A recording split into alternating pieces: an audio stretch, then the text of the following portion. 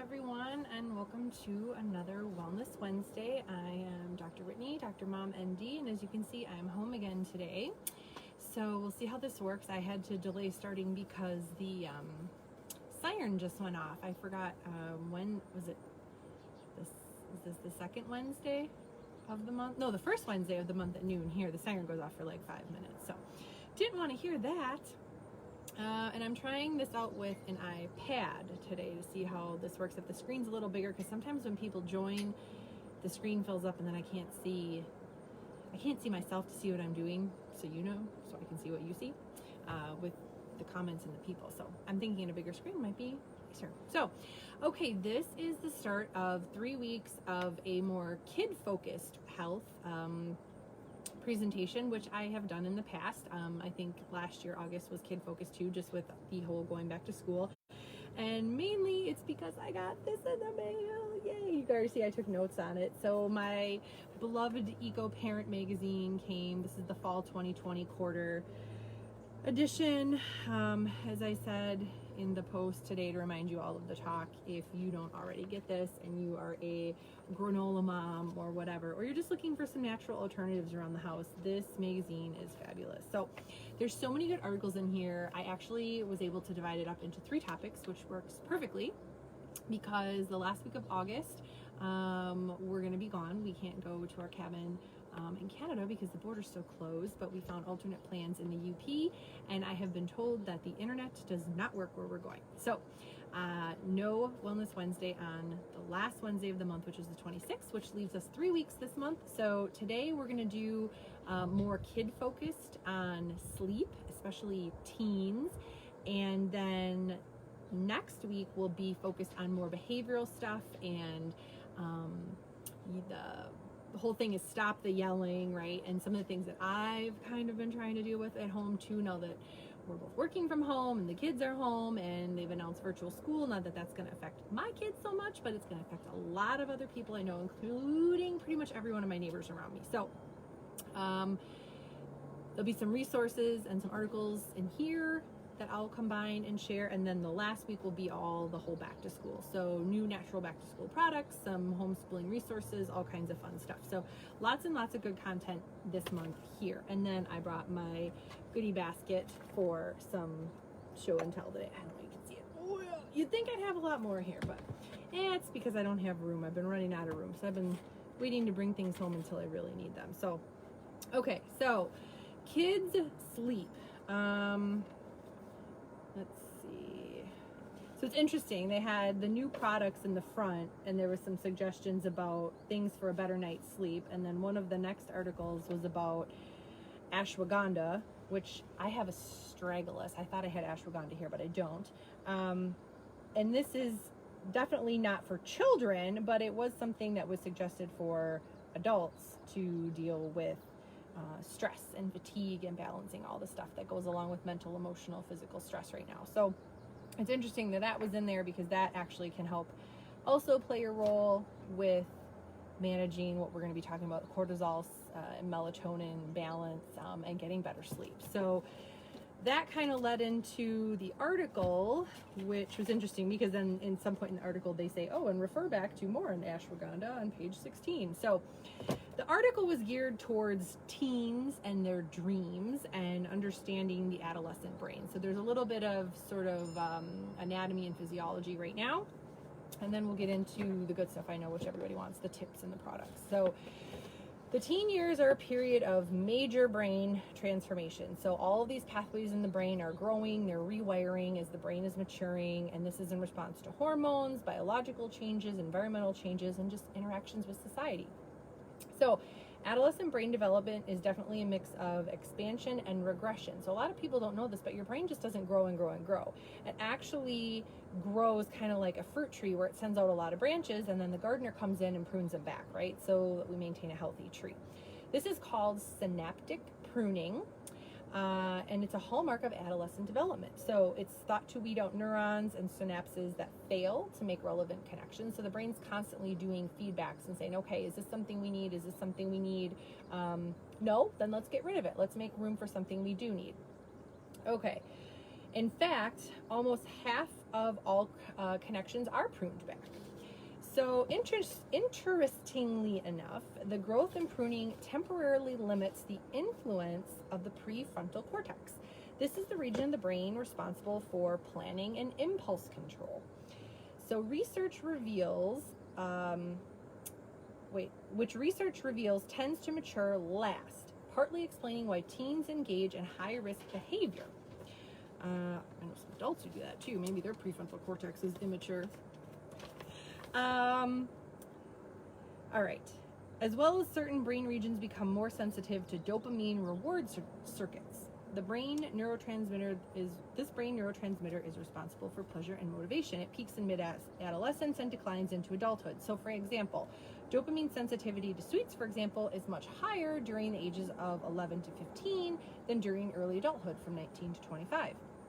So with all this going on, supporting healthy development, i.e. lifestyle, during adolescence is vital. In fact, a balanced lifestyle goes a long way and should include healthful nutrition, stress management, which is huge right now, and we'll come back to that again with the adaptogenic herbs like ashwagandha, and how that ties together with sleep, exercise, and sound sleep, which we have talked about forever. Sleep has to be restorative. It's the time when the body heals, right? So emerging research is pointing out that sleep in particular is a key factor for healthy brain growth. So the brain pathways that favor high-risk behavior in teens is known as hot cognition. So this whole like being a hot mess, that kind of makes sense, I think. During adolescence, there is a biological shift towards delayed sleep onset and later waking. So think about that. It's later bedtime, thus a later waking, right? So this commonly leads to deprivation during the school week. So given the link between sleep deprivation and hot cognition, shifting to later school start times would make a lot of sense. Along with later waking, teens actually do require more time spent sleeping than adults. In fact, 9 to 11 hours of uninterrupted sleep is vital. So if I need that much sleep, does that mean I'm still an adolescent? Just kidding. Okay. So available research reveals the complex ways that sound sleep supports healthy development. So there's tons of research in this field, right? Early sleep stages provide unique benefits, such as in stages 1 and 2, the brain produces alpha and theta waves, as well as sleep spindles.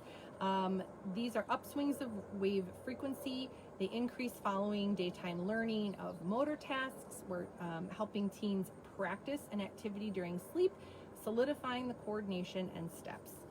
Transitioning then into stages 3 and 4, longer delta waves form in response to the calming neurotransmitter GABA, which I think a lot of people, if you've had any issues with sleep yourself or your kids, GABA is often a supplement. But interestingly, it's not the first one I would go to. We'll get to that. So GABA encourages deep sleep.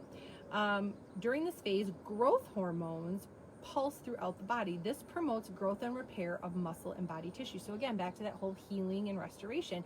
The body needs to take a break from all of the activities of daily living, the breathing, the walking, the thinking, the looking, and take a moment to rest. And that's when healing happens.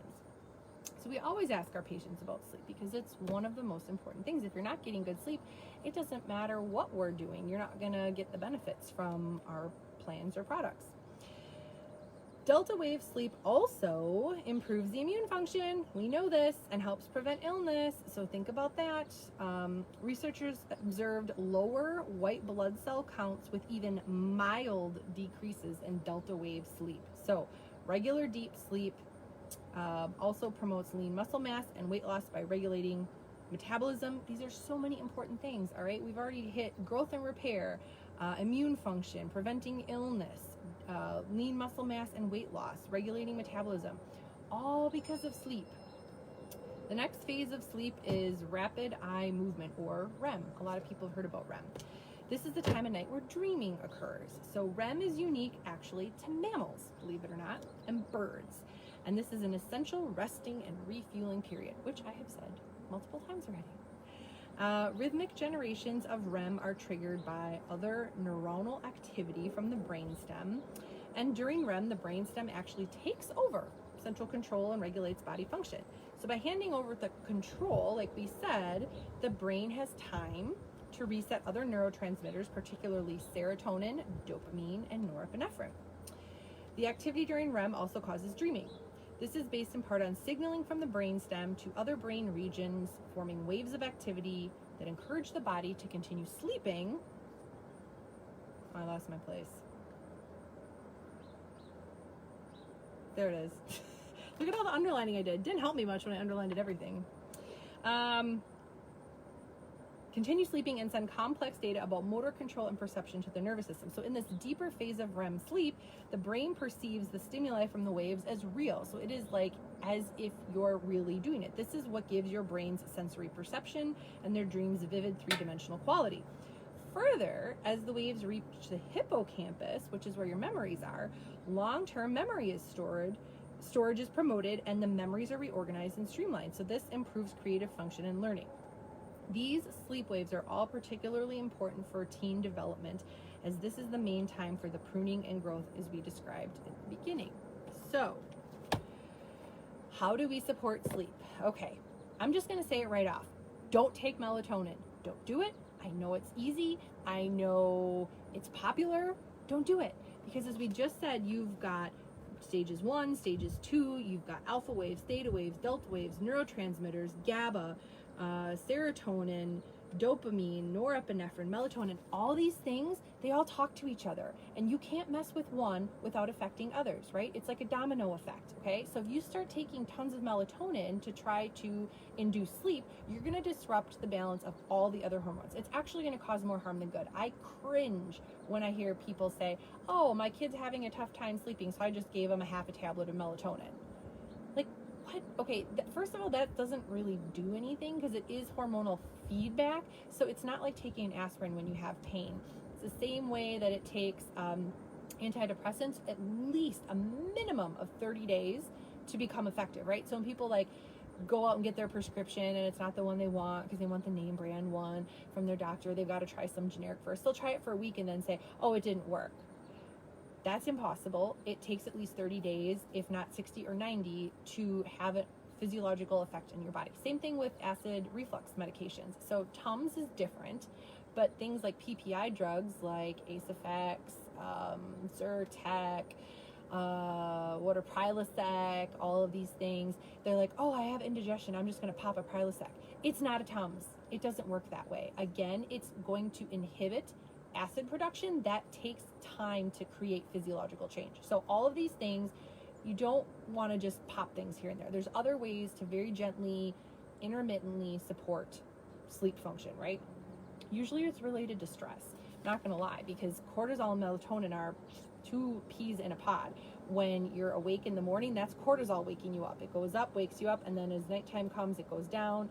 That's a light and dark cycle. Light during the day. As it gets dark out, cortisol is supposed to go down, melatonin comes up, and you fall asleep, right? Melatonin. So they're very interconnected, and you can't just do one end of the spectrum without addressing the other. Okay, rant over. By supporting memory, learning, immune system health, neurotransmitter balance, overall growth and repair, sleep is clearly vital to the adolescent well-being. The teen years bring a host of new demands on time. Our kids are busier than ever. Along with this, there's actually increased use of caffeine products among teens, and no big surprise, late night TV, computer use. These both create sleep problems, and they're quite common in adolescents. So we're going to talk about lifestyle steps, natural therapies to provide support so that you can again create new patterns and truly restful, restorative sleep. Number 1, environmental. This is the easiest thing, and I've talked about this before, but creating the environment, the sleep environment, or the sleep routine, right? So, you know, like in a half hour to an hour before bed, all electronics go off, or if it's absolutely impossible, blue blocker glasses like what I have on now, which I think you can see where it does reflect, it looks blue. It's because it's reflecting that color back. you're not supposed to watch TV. Like we say, don't have a TV in the bedroom, you know, beds are not for work, like doing on the laptop and whatnot. So there's all this stuff about setting the stage. You can do some breathing or some stretching, or, you know, dim the lights, and I don't know, maybe you put on a diffuser with some relaxing oils, or you use a white noise machine. There's all kinds of things you can do to create a restful environment. The biggest thing is it has to be a pitch black, dark room. You can start training kids for that when they're little. That's what I did with my kids. There's a little bit of a light from the diffuser, but they don't have like a night light that lights up the whole room. So this starts the patterning early, that when it's dark, you sleep. And when there's light, we're awake. So that's just an easy thing to do, stuff you can do around home. Now, let's talk, electromagnetic frequency. So I talked about EMF last week. This is a big thing, okay? So one of the things I was trying to mitigate in my house, Wi-Fi and cell phones. They are known to impact the circadian rhythm by increasing stress hormones like cortisol, which we just talked about. And we talked about the blue light that comes from computers, smartphones, any screen, right? This also causes sleep disturbance. In fact, a recent review at Harvard actually found that blue light suppresses melatonin, leading to difficulty falling asleep and prolonged cortisol secretion. So there you go, right? You're sitting in front of your tablet till 11 o'clock at night and you're like, oh, I can't sleep. I guess I'll pop a melatonin. Not healthy.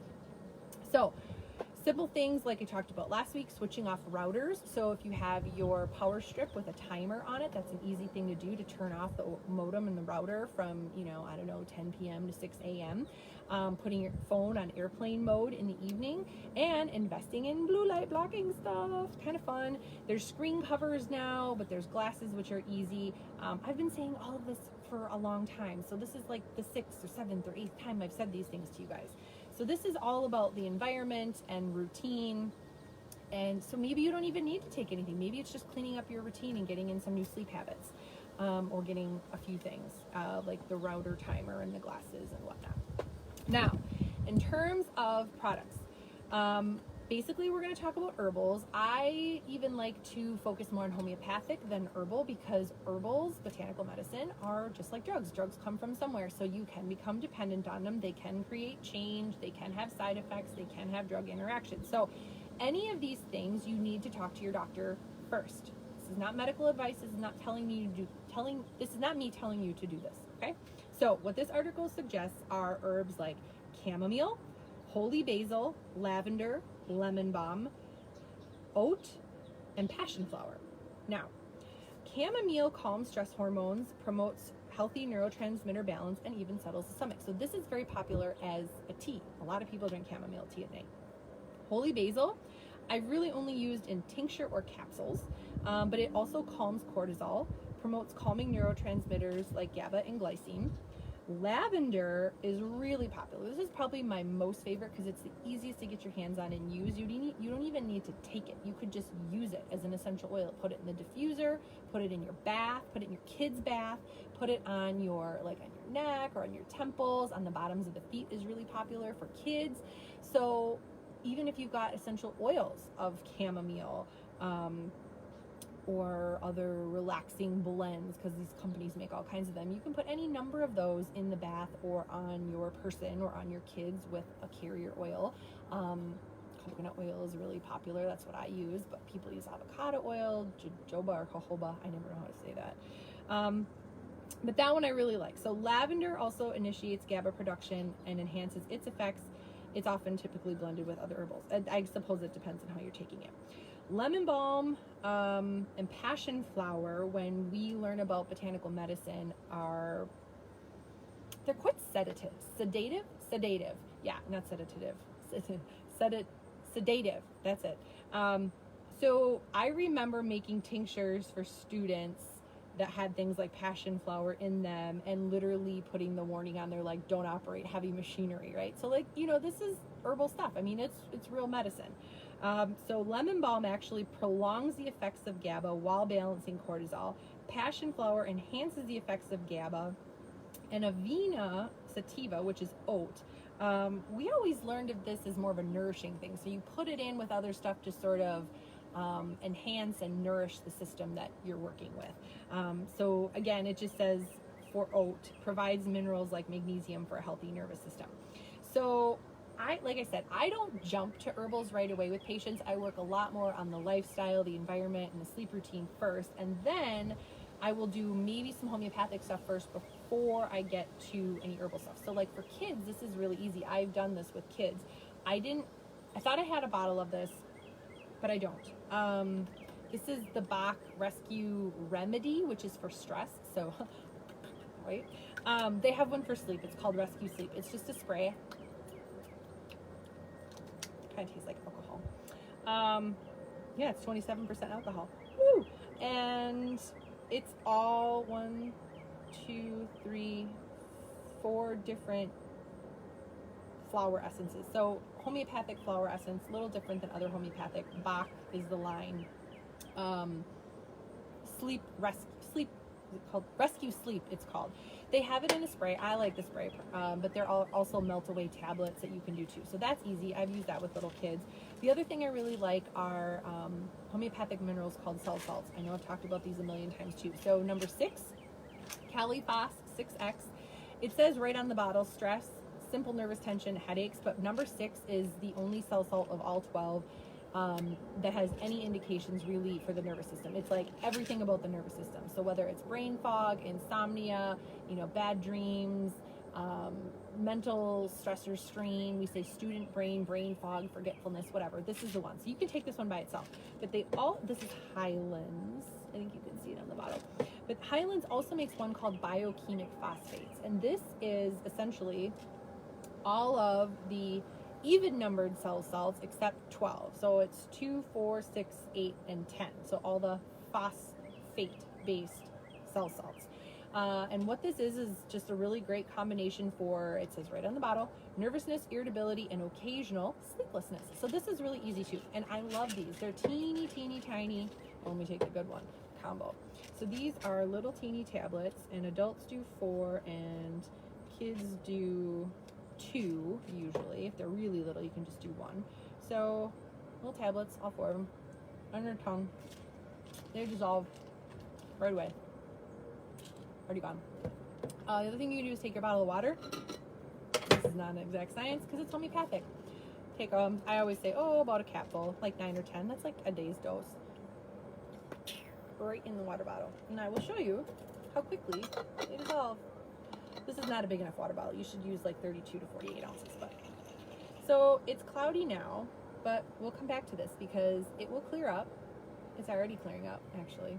And colorless, odorless, tasteless, nothing in there. So super easy way to add something very simple to your daily routine to start rebalancing and nourishing the nervous system, or just take them at night as needed.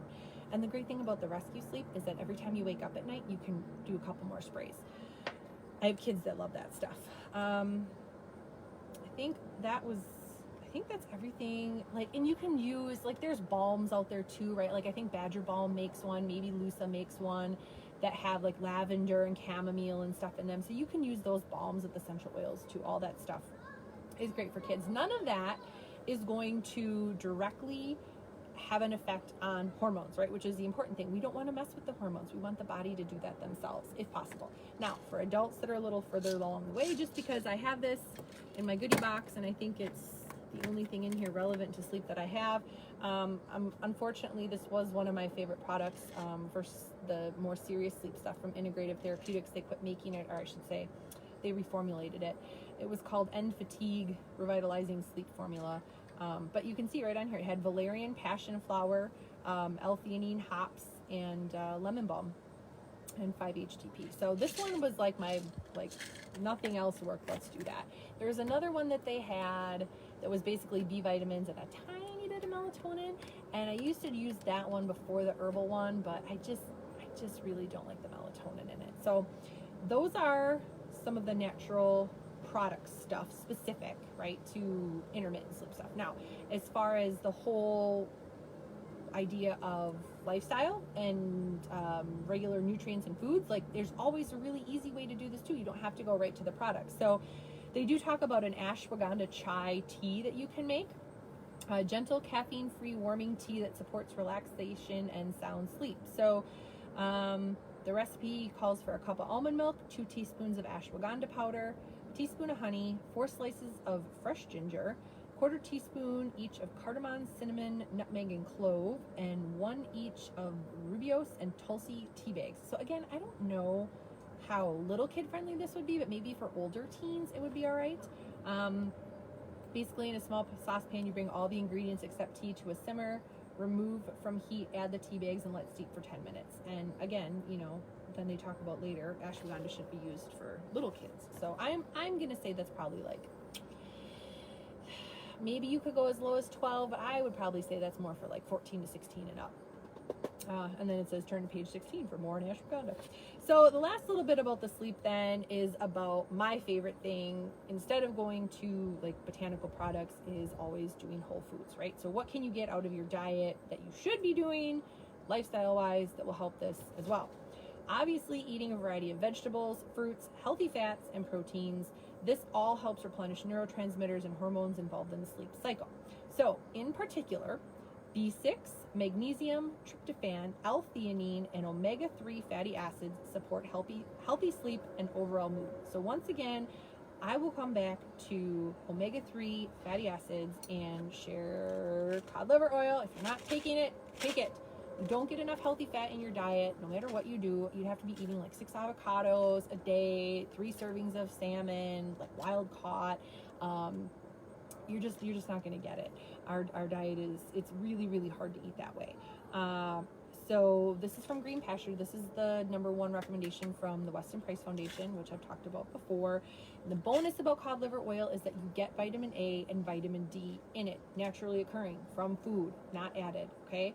And they actually get to vitamin D in a minute here, but we're also learning how important vitamin A is to a lot of aspects of our immune system, especially. So this is the liquid one. This does not have butter oil in it. This is the one I give my kids because I can do it in the syringe. This is orange flavor. I also have mint.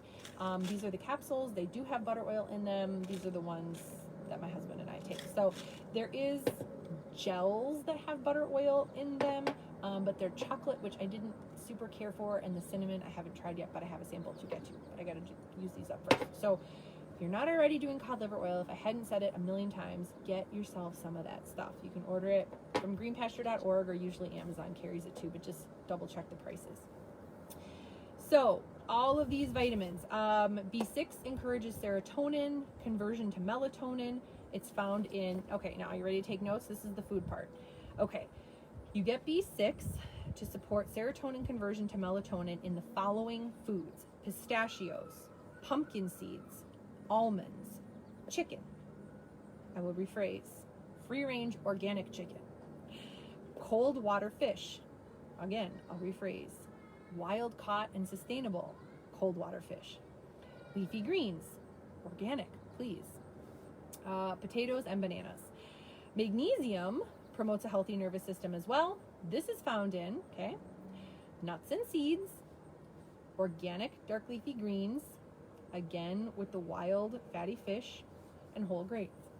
So, along with boosting these nutrients in the diet, it is often popular to supplement with vitamin B6 and magnesium as an effective way to heal insomnia. Now, I again am going to say, if you supplement with something like vitamin B6, I would recommend a whole food based supplement, not synthetic, okay? So it's probably not going to be, I'm trying to think, I think Megafood just makes a balanced B, which is a whole food based vitamin, where you can get all the B vitamins in one, and that's not going to hurt you. They might have more of one that's geared as a sleep formula or a stress formula that will have more of the B6 or like B12 in it. But the point is it's whole food based, and all B vitamins are water soluble. So whatever you don't use, you pee out. You can't overdose on it. Now, certain amino acids also help regulate our sleep-wake cycle. If you don't know what that is, remember how everybody gets sleepy after Thanksgiving? We always used to say it was the tryptophan in the turkey, right? Well, now we know it's more of a carb overload in truth, but still, tryptophan is found in poultry, oats, dates, dairy, and seeds, and encourages melatonin. This all helps with sleep onset. Now, to increase absorption, combine tryptophan with a whole grain like sliced turkey on whole grain bread. So there you go. That's why you get so super sleepy at Thanksgiving. It's not just the turkey, it's the turkey and all the carbs. Okay. Furthermore, in green tea, the amino acid L-theanine occurs, and that increases GABA synthesis, while glycine, which is readily available in high-protein foods like fish, eggs, legumes, dairy, and meat, also promotes sleep onset and deep stage sleep. So in research, supplemental glycine improves both sleep onset and sleep quality for people with insomnia. So again, these are using foods to encourage your body to do the right things in terms of managing and converting the hormones, right, to promote sleep. All right, maintaining optimal vitamin D. As if we didn't know vitamin D was important enough already, it is super difficult for us in the normal northern climates to maintain optimal levels of vitamin D. It just is. We don't get enough sunlight throughout the year. So with a vitamin D deficiency, the body releases inflammatory compounds called cytokines, which interfere with serotonin conversion to melatonin.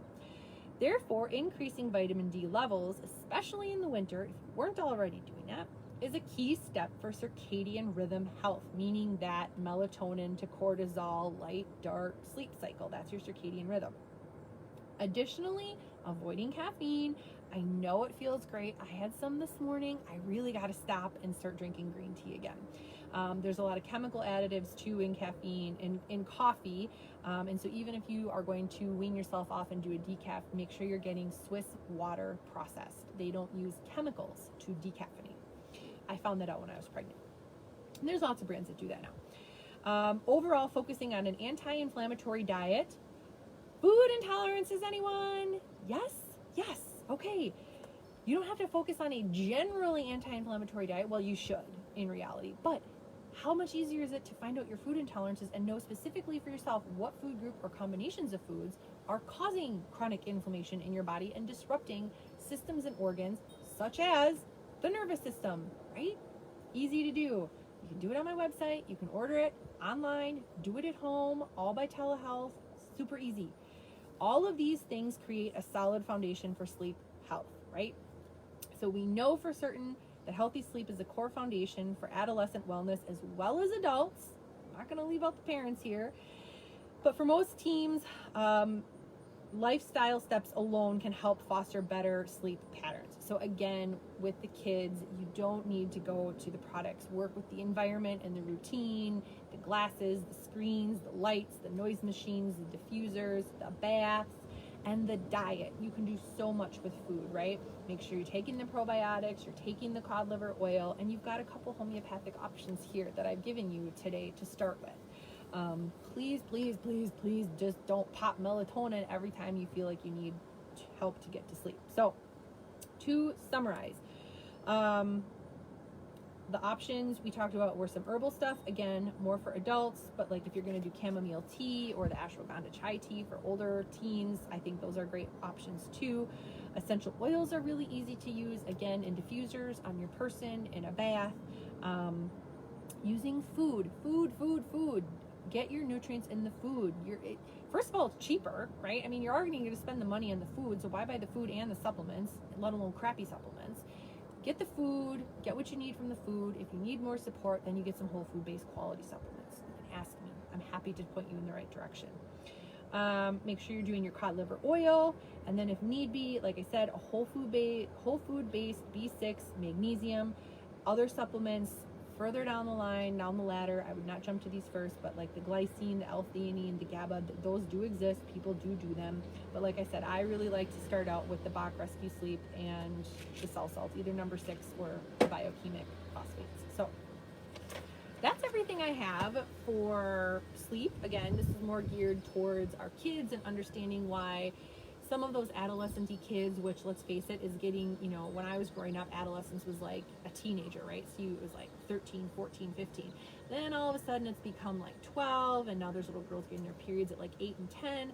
So these hormones are changing because of all of the chemicals and the hormone-like chemicals that we're exposed to every day. And so this stuff is getting out of whack faster for kids, and we're seeing it in younger and younger kids having issues with insomnia and anxiety ADD and ADHD and sensory disorders and just everything behavioral, because their poor little nervous system is trying so hard to grow all those right connections and prune back the bad ones, and it's overwhelmed. So this is one thing, if you want to take a beat with your kids and get this right, this will set the foundation for so many other things for them, in terms of really good health and a strong immune system and good learning, right?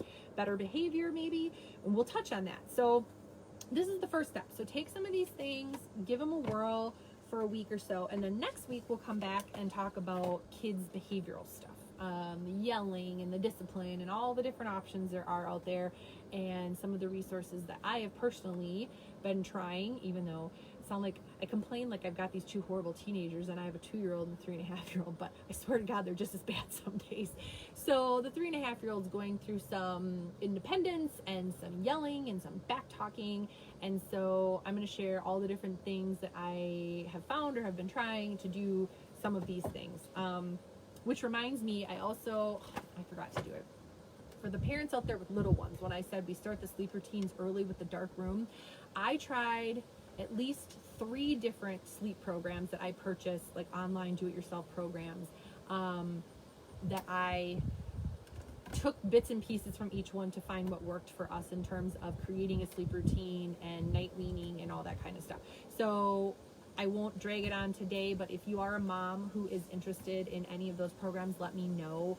I'm trying to remember. Dana Obelman was the one I think ended up working the best for us. I forgot what her program's called, but there was 2 other ones that I tried too. So if you want to know, just type it in the comments, let me know, and I'll shoot you a message. Otherwise, that's really everything that I have done with my kids for sleep. We started around 4 to 6 months, through a year to a year and a half with the sleep training and the sleep routine and the diffuser and the white noise and baths with essential oils and calming oils. I've got a roller that's a combination that is calm the child or nighty night, and I put that on their feet before they go to bed. So all the different things you can do. And if they're watching TV at night, I make them wear their blue blocker glasses. We turn off the Wi-Fi router.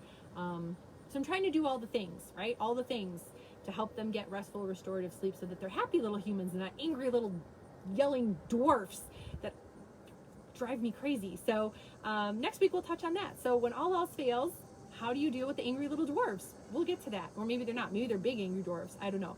I've heard kids are very stressed these days, especially the older middle school, high schoolers, with not being able to socialize and go to school. So maybe some of these tools and resources will help. So thank you for joining me, and I will see you guys all next week for part 2 of our, I guess, for lack of a better word, our kids series. All right, have a good afternoon. I'll see you next week.